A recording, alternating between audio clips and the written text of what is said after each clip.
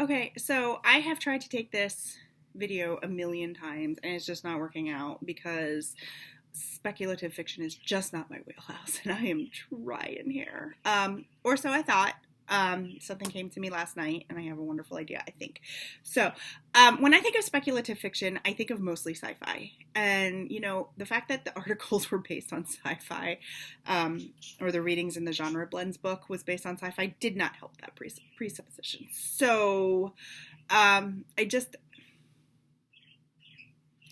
sorry. I'm just not like a Star Wars, Star Trek person. I mean, that being said, I have really enjoyed the work of Isaac Asimov, and I do like teaching that to kids. So maybe I don't know. It's a whole new world for me.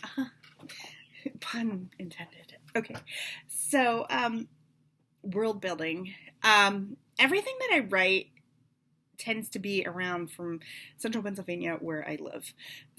So I've never really taken part in world building. I've just described what's around me.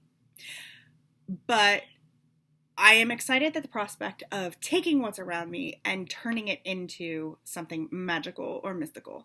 So I am looking forward to doing that. In fact, last night, after I finished with the readings, so last night I was done with the readings, I was getting ready to make this video, and I stumbled upon some videos on YouTube, some interviews by Margaret Atwood. And then the whole world came to me. I love Handmaid's Tale. I love her writing. I love her speaking. And I realized that her writing is part of the speculative fiction genre. I can do this. Not as well as she can, I'm sure. But it opened a whole new world for me. Suddenly, I actually came up with an idea for my novel for my thesis for this program.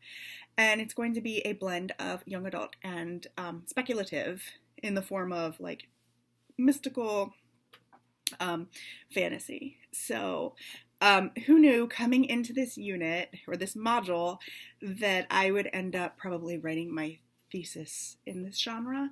So it's kind of throwing me for a loop, but I will learn. So genre mixes. So mixing, I feel like the speculative fiction works best if it is mixed with other genres because you need that human element. You need the story. It just can't be robots taking over the world. You need to have some sort of human component to it. And so that's why, especially young adult, kids have so much imagination that it is good for them, I think, to have this outlet as in speculative fiction.